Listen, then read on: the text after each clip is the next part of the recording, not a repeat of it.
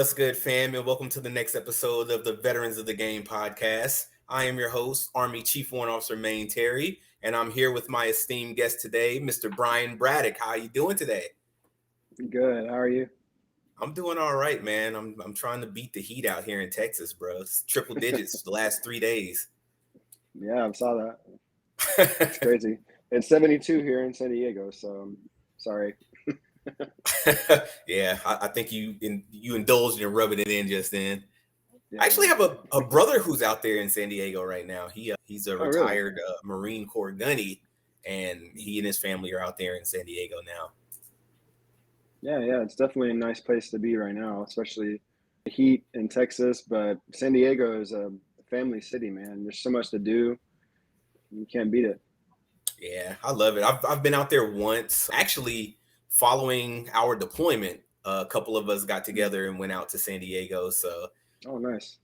I think it's my favorite city in the country, and I really want to go back, but the gas prices are keeping me at bay.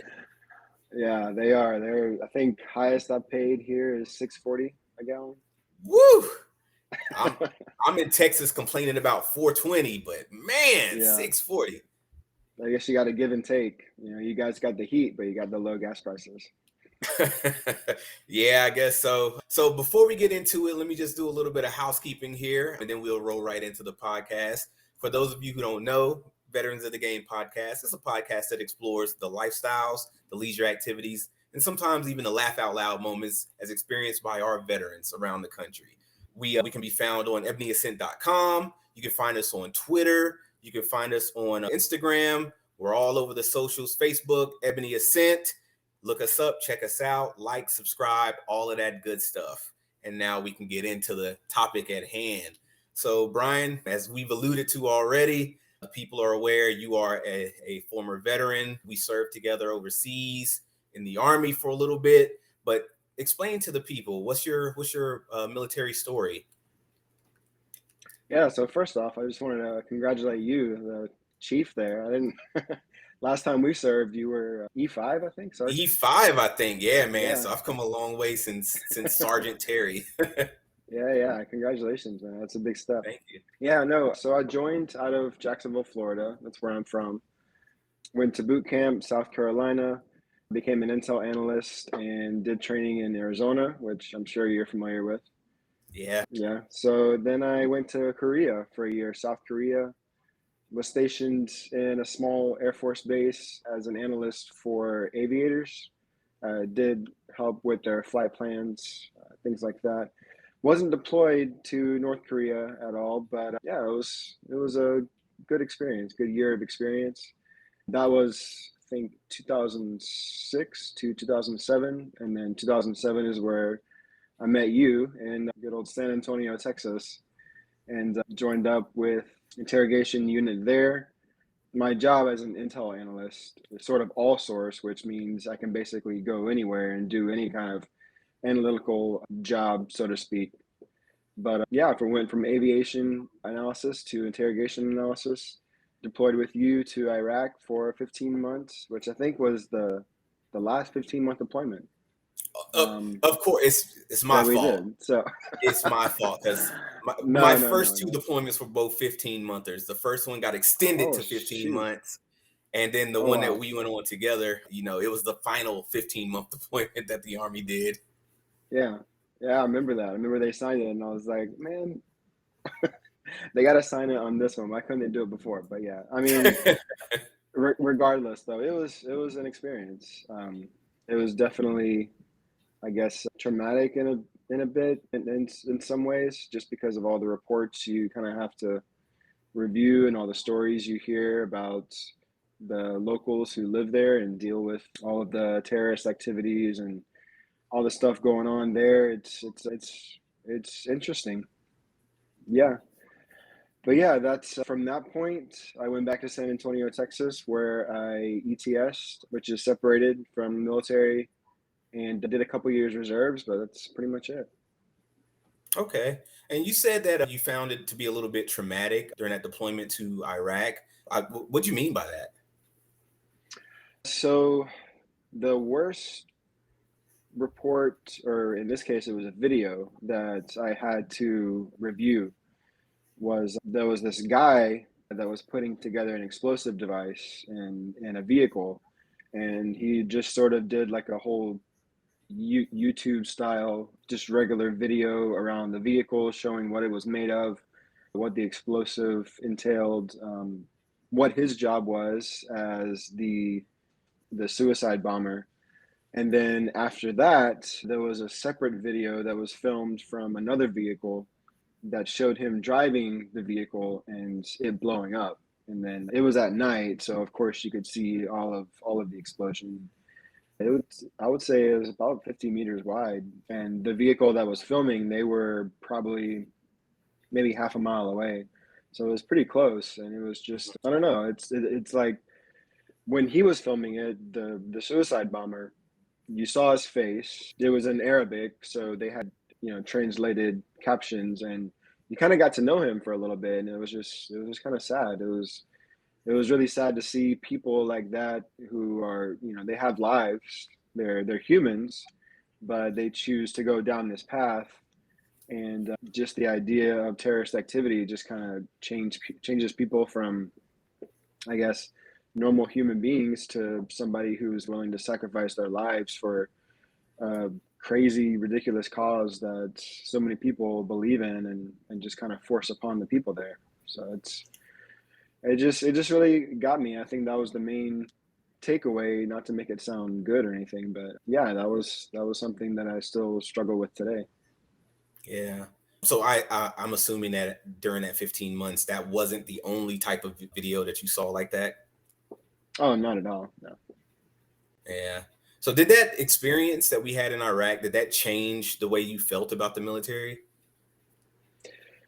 There were some other factors in it, but I would say, yeah, I was kind of, I guess, not necessarily scared, but I was worried about how, because of course, after 2003, when America first went into Iraq, you heard all these stories about people who were diagnosed with PTSD, who were coming back from the war, and you just kind of see these things and you realize that this is the kind of stuff that is making people have nightmares, undergo stress in families. And yeah, I would say, yeah, it definitely made me think about whether or not I wanted to re-enlist and stay in. Yeah. So after that time that we were deployed in Iraq, you said you came back, you did a couple more years as a reservist. Was the experience a little bit different as a reservist? It was different. I stayed in the Middle East, so to speak. I wasn't deployed, but I still handled sit reps, different things that, reporting coming from there. But I it was more along the lines of civil disobedience rather than terrorist activity. So it was definitely a step down from what I had to deal with on active duty. So I was in the reserves for 3 years. I never saw anything as crazy as what I experienced on active duty, Mhm. which I'm definitely thankful for. But yeah, it was a different experience, but altogether the same fight. Okay. And your reserve time, were you still in Texas or had you moved on and went somewhere else? Oh no, I was still in Texas. I was based. I think it's called something different now, but back then it was Kelly Air Force Base. Hmm. Excuse me. They had a small unit. I think it was a joint unit. It was either a joint unit or Air Force unit that had different types of soldiers. But me being Army, obviously, I was part of their game, so to speak. But yeah, I was just part of that detachment that was on Kelly Air Force Base, and yeah, we just handled pretty much CENTCOM, different reporting that was coming in from, Yeah. I think it was Iraq, Afghanistan, some from Saudi Arabia, but yeah, Okay. And so all in all, active and reserve time, how many years did you do in the service? a total of 7.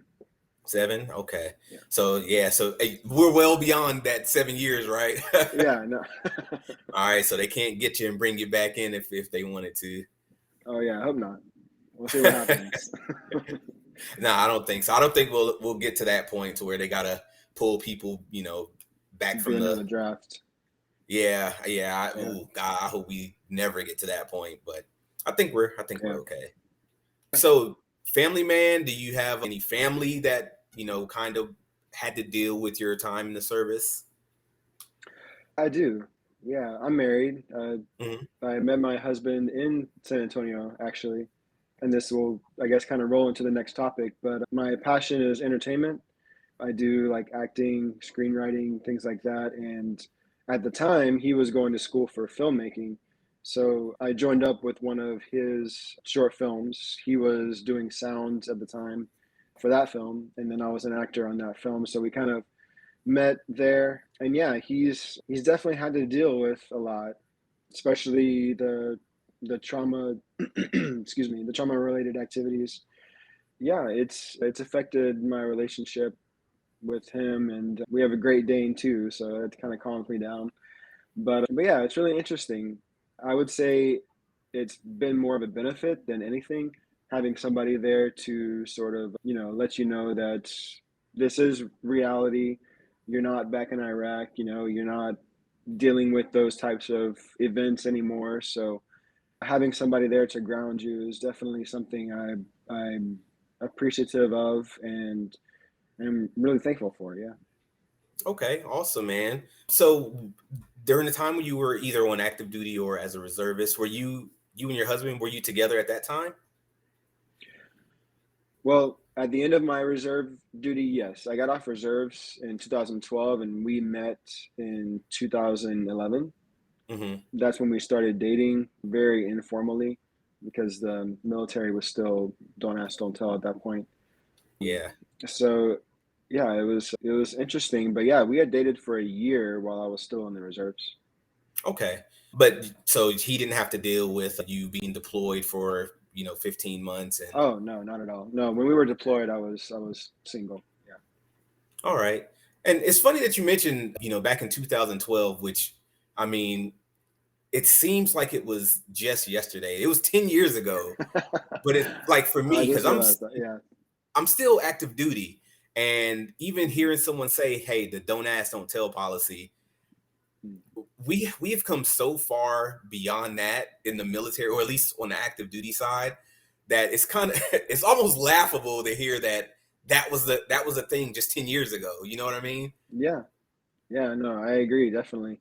A lot of people being in San Diego, we're a huge military town, similar to San Antonio, actually.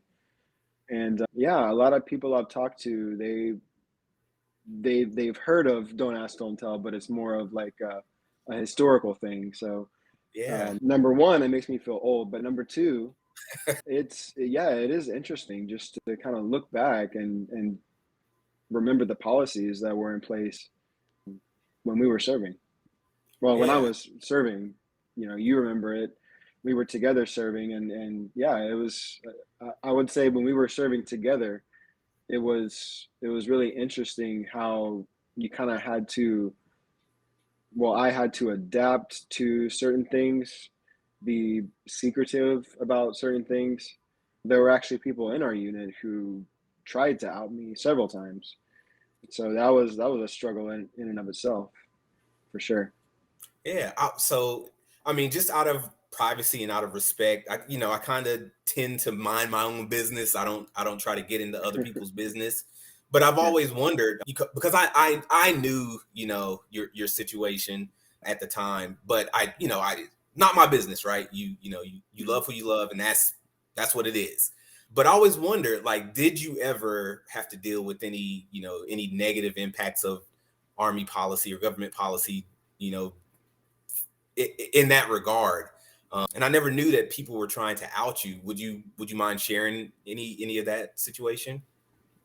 Oh yeah, for sure. I'll lay it out there. I don't want to mention any names, just to number one protect those who assisted me in Hmm. the fight, but also to, I guess, prevent whiplash from certain individuals who, I guess, might still be in the military. But so when I was in, I had found out that there was another individual who was attracted to me, this other guy who was an interrogator.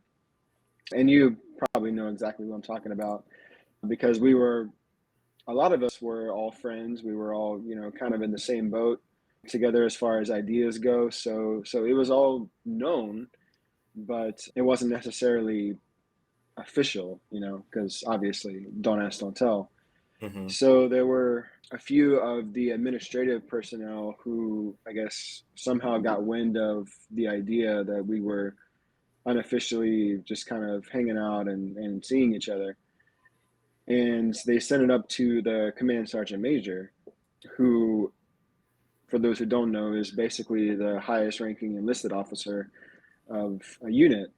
So I had several meetings with the command sergeant major and even a meeting with the inspector general at one point.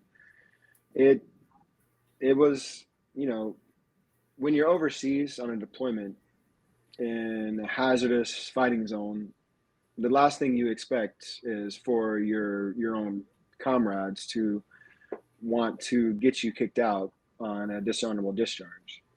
So the fight, I guess, internally, the struggle within my unit was just crazy on top of everything else that was going on. So in the end, the case was thrown. Yeah, it was actually an official case that was made. It was thrown out because they didn't have enough proof or evidence to, officially say that I was engaged in homosexual activity, which is the reason that they would have kicked me out on. Yeah, and that's crazy because downrange, of course, unless you are married and deployed with your spouse, you're really not supposed to be engaged in, sexual activities with anyone out there. So to know the amount of activities that were happening and, for you to be kind of singled out, I'm actually surprised that I had never heard about that. Just the way that the word gets around, especially in an intelligence unit. Apparently, people in the intel can't keep secrets whatsoever. But yeah, that's very crazy. I didn't Counterproductive. know, right? But I didn't know that there was like an official case brought against you, man. I'm really sorry that you had to deal with it, but I'm glad that you came out on the other end and were able to kind of move on and not have any negative impacts from that. Yeah, for sure. A lot of military individuals who are listening and even not listening, they know how hard it is to kind of get benefits even with an honorable discharge. Mm-hmm. So to have a dishonorable discharge against you for something that you really can't control, it's really heartbreaking to see the people to know that people are, I guess, they want to spend their time trying to make it harder for you as an individual to have a healthy service, have a good time in the military, do what you're supposed to do, and then get out whenever you're ready on an honorable discharge. So Mm-hmm. it was interesting. It was an interesting time in my life, but like you said, I did come out on the other side, learned a lot about people, both good and bad, Yeah. and I really feel like that prepared me for everything else that was to come. Yeah. And just one more thing on that topic. You said that you had interviews with the command sergeant major and IG. How did those discussions go? Well, he didn't want to be there. So that was the interesting thing. So it was just me and the person that was also accused. So the funny thing was that since Don't Ask, Don't Tell was implemented, we sat down with the inspector general for maybe 5-10 minutes, and Mm-hmm. then they said that they don't even want to hear it because if there's no evidence, then Don't Ask, Don't Tell is there to keep individuals in leadership from, labeling certain people as homosexual or identifying certain activities that are going on.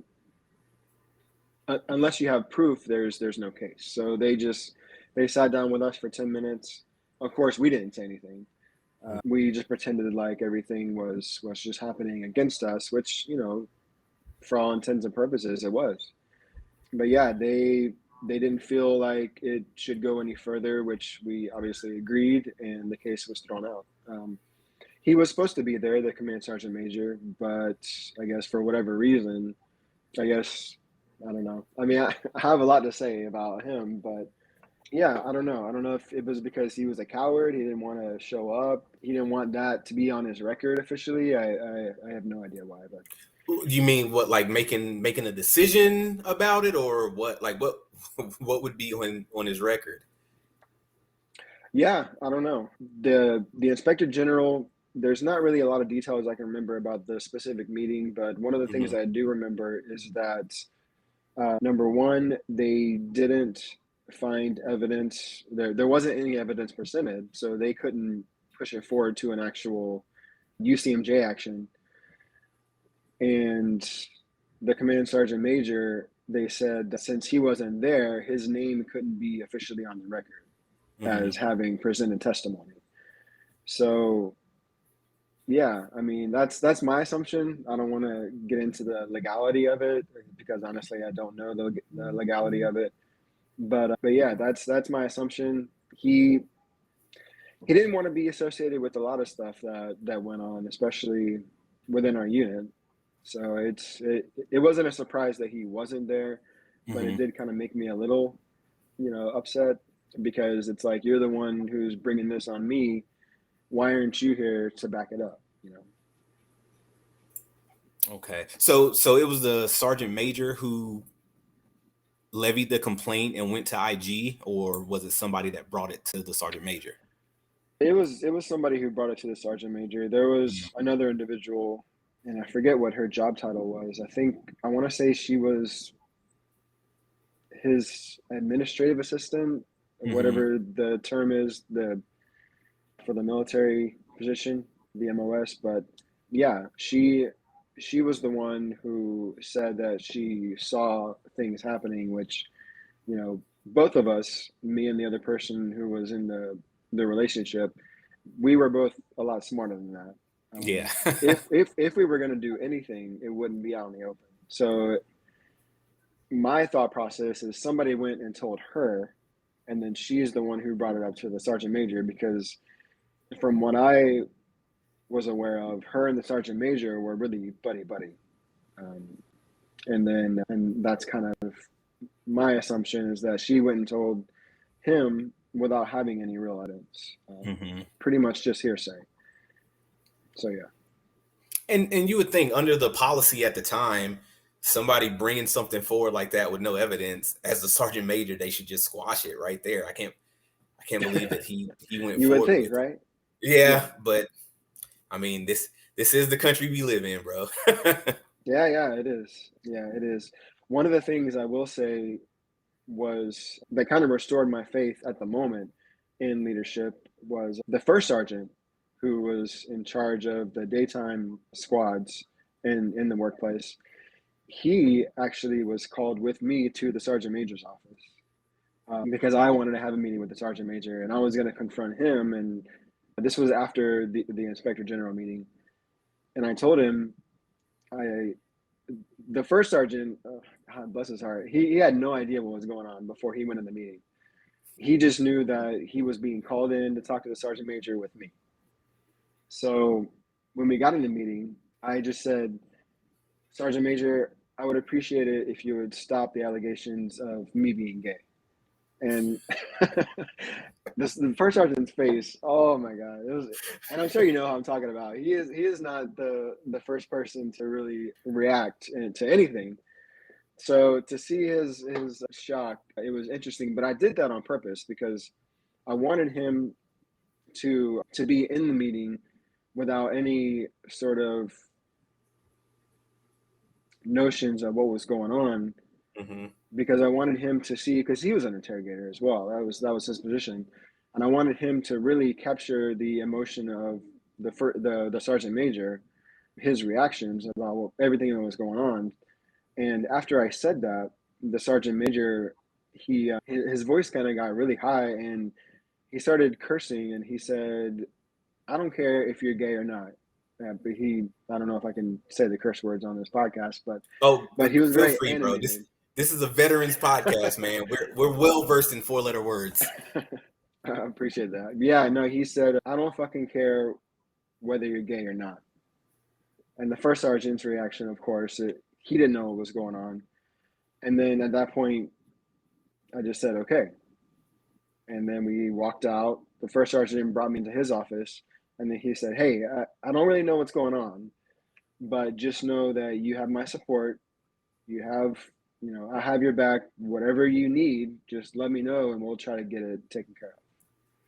Yeah. So that was I guess the light in this whole thing, to know that there was somebody in leadership that I could trust, that I could go to.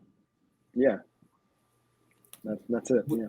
Which is very crazy because when he first arrived to the unit, the first sergeant, a lot of people could not stand the guy.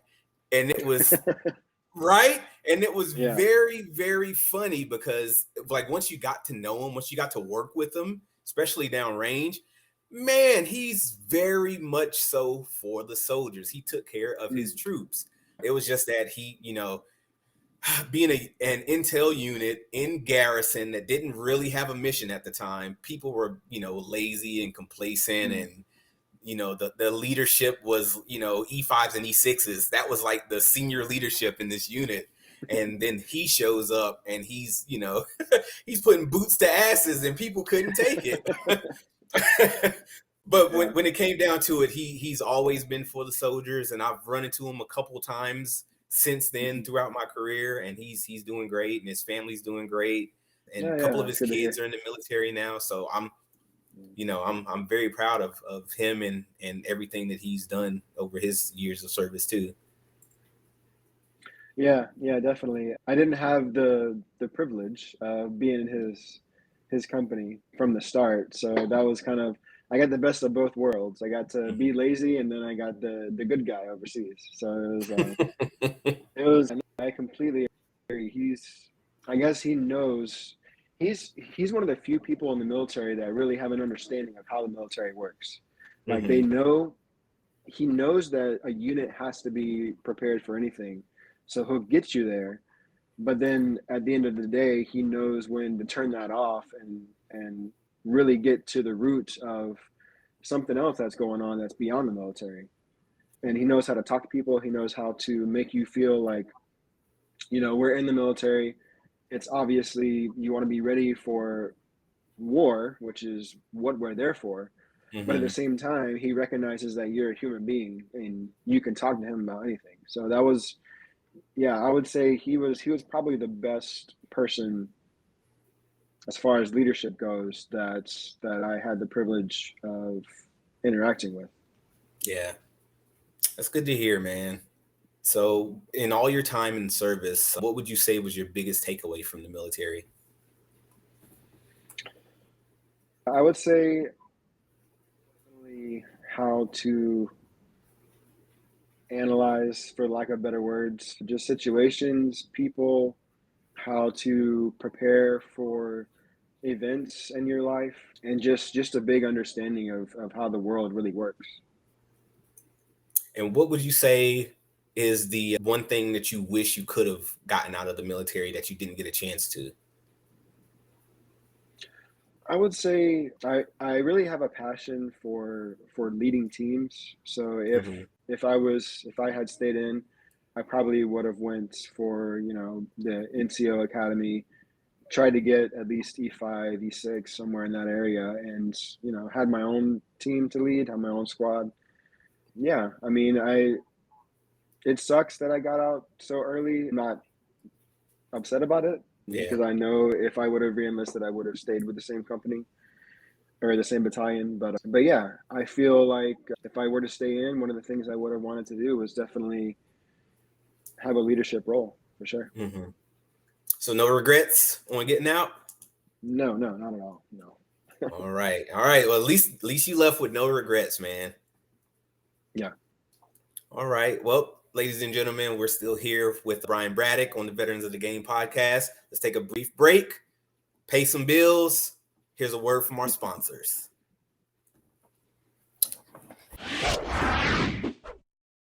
Don't forget to check out the rest of our content on ebonyascent.com. We've got the Open Door Conversations podcast, where, of course, the door is always open. Tatima and Renata talk about Mama's Boys and the relationship between a mother and son. We've also got the latest from the C3 podcast as Laurel, Maine, and David discuss sexualization in pop culture. As always, lots of good content coming your way at Ebony Ascent. Now let's get you back to the pod.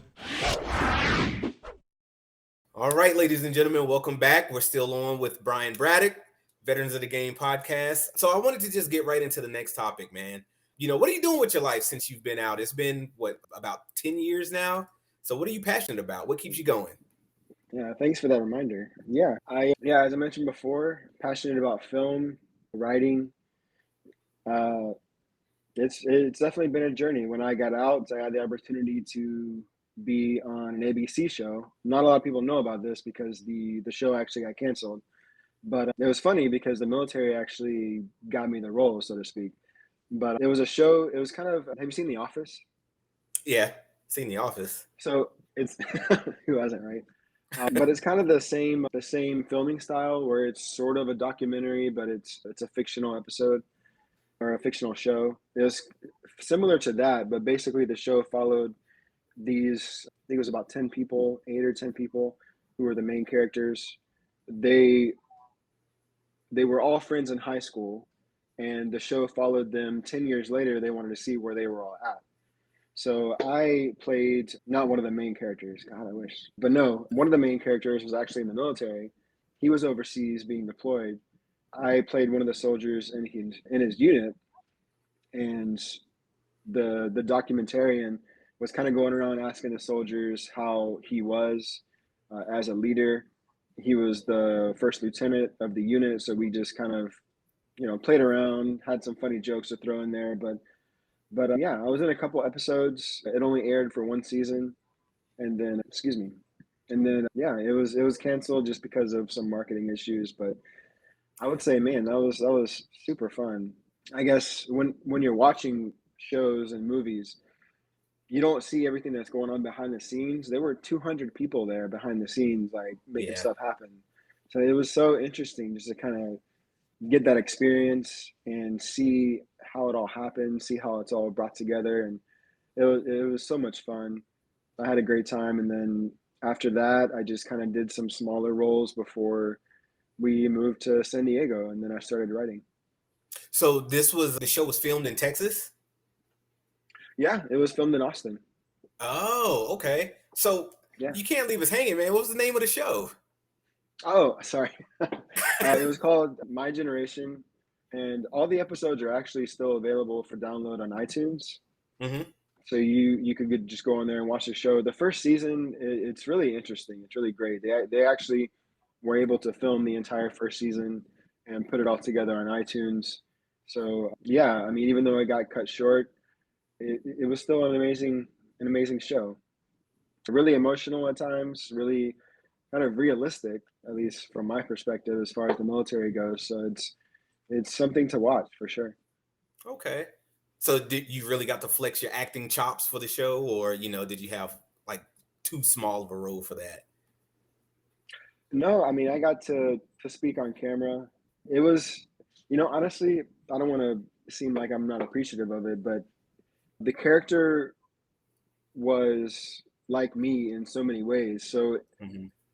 it was not really acting so much for me. I mean, I wasn't me. I was a different person. I was married, I had 2 kids, which obviously I don't have kids. So I had to act in that aspect. But yeah, I mean, the guy was so much like me. It was hard not to be good, if that makes sense. I mean, it was so much fun. We were just in the woods in Austin, Texas. It was supposed to be Afghanistan. The director was amazing. He made it look so real. And yeah, it was, I think total screen time, I would say maybe 2 to 3 minutes. Mm-hmm. But it was, that 2 to 3 minutes was so awesome. It's like so many great people to work with.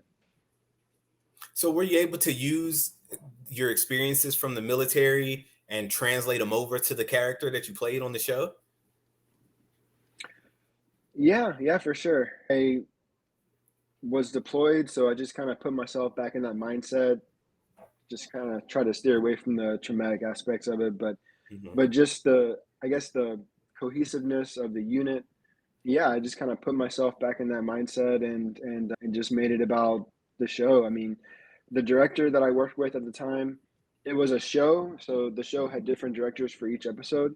Mm-hmm. So the director that I was working with on that particular episode, he was very thorough. He knew exactly what he wanted to do, and he told me, "This is what I want you to do." And it's very similar to when I was overseas with you guys.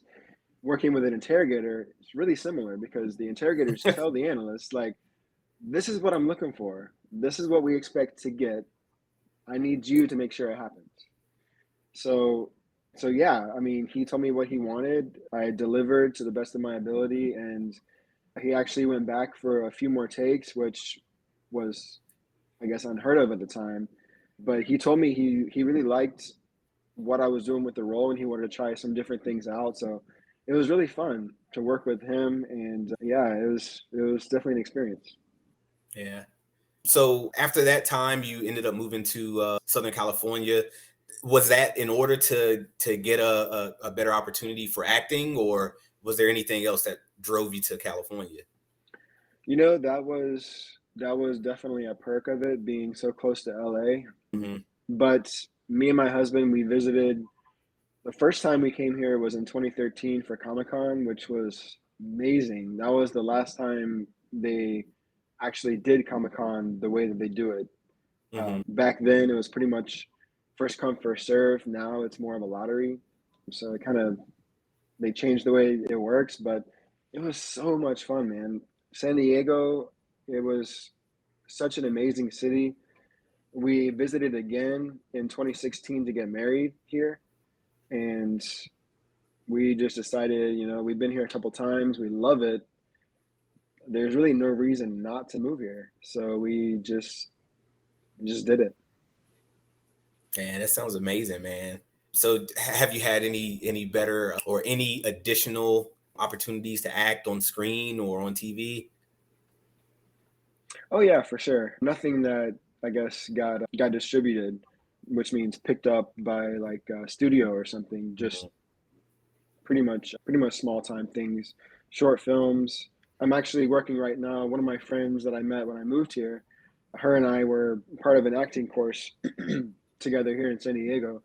And she actually wrote her own show, Mhm.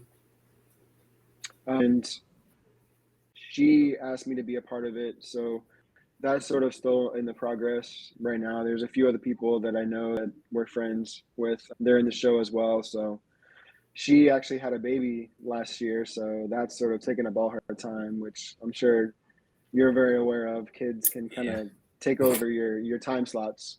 Yes, they Um, can. but yeah, she's doing great. She's just kind of waiting for the whole mama bear thing to take its course, and then she's gonna get back into it. But yeah, that's probably the only acting thing I'm doing right now. Everything else, 100% devoted to writing, just getting my stories out there. Okay. And you did say that you're working on a project now, right? What are you working on? What are you writing?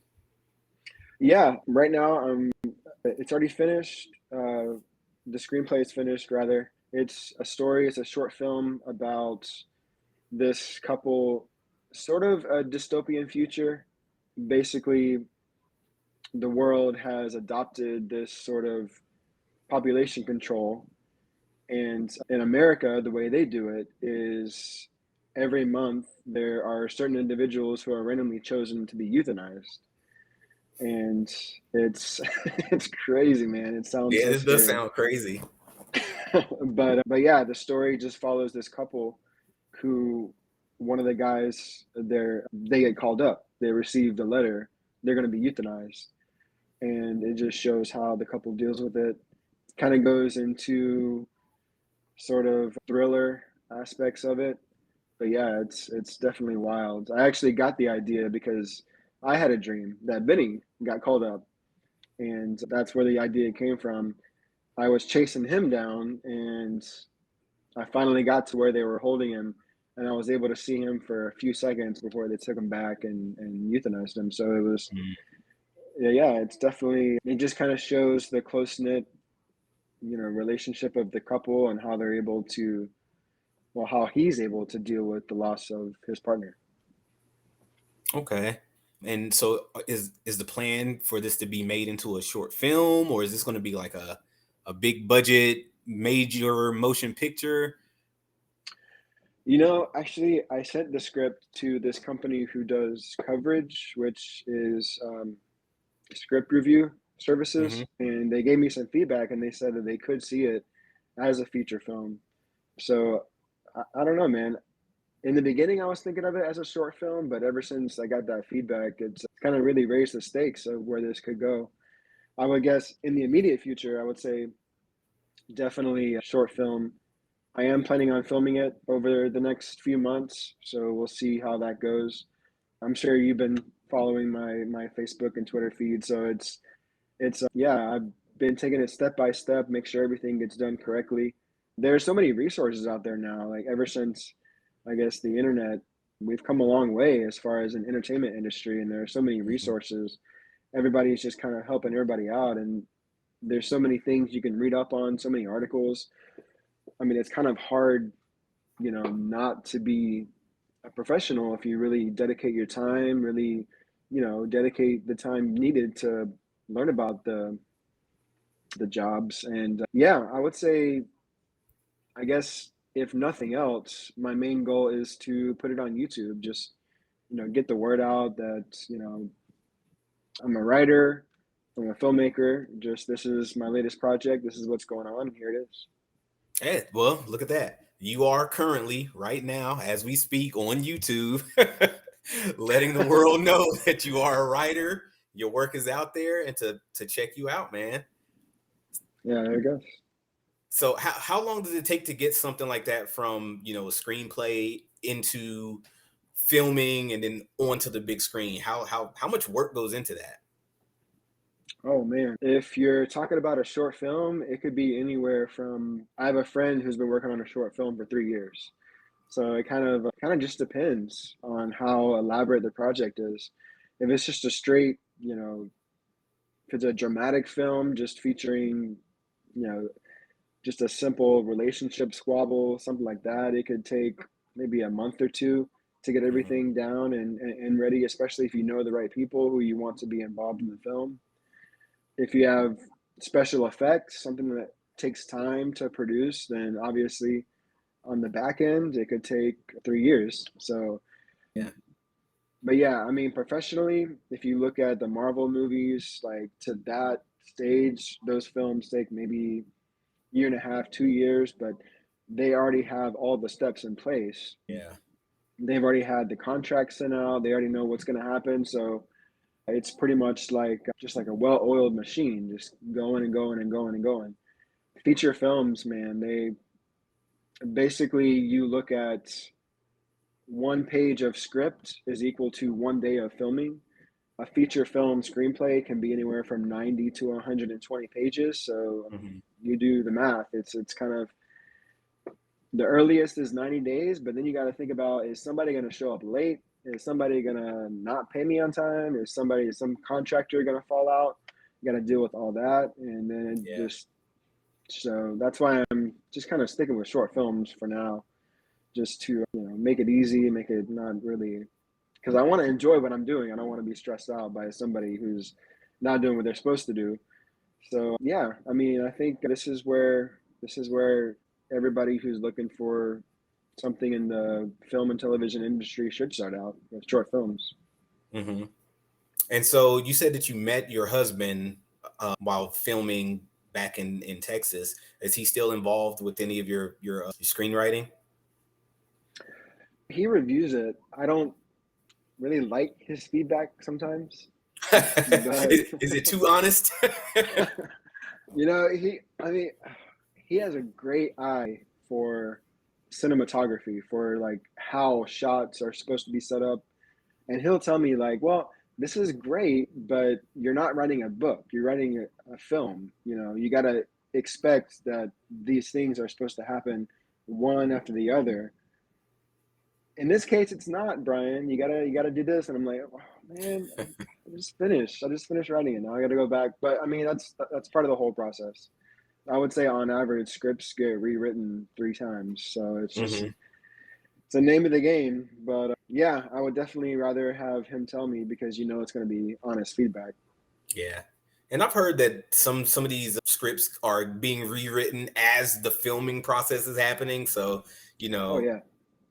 things, maybe the actors are playing a role one way that's different from what you envisioned as the writer. And so you kind of switch things up. Like, it's very crazy, man. What's the difference between writing a screenplay and writing, let's say, a novel or a short story? Like, how is it different? So when you're writing a screenplay, you're basically writing in terms of visually seeing what's going on. You have to be thinking about how much is this going to cost me? How many locations am I going to have? Is this going to be a location that's kind of hard to get to? I mean, if you're Steven Spielberg, you got money coming out the wazoo, so nobody really cares what you do with the film. But if you're a little guy like me from San Diego, California, who wants to write a short film, cost is everything. So you have to write pretty much on a restricted sort of basis. When you're writing a novel, I mean, everything's fair game. You can get into the character's head, you can tell the audience what he's thinking. One of the best examples is the Harry Potter books. When you're reading the books, different from the movies, you know what Harry's thinking about.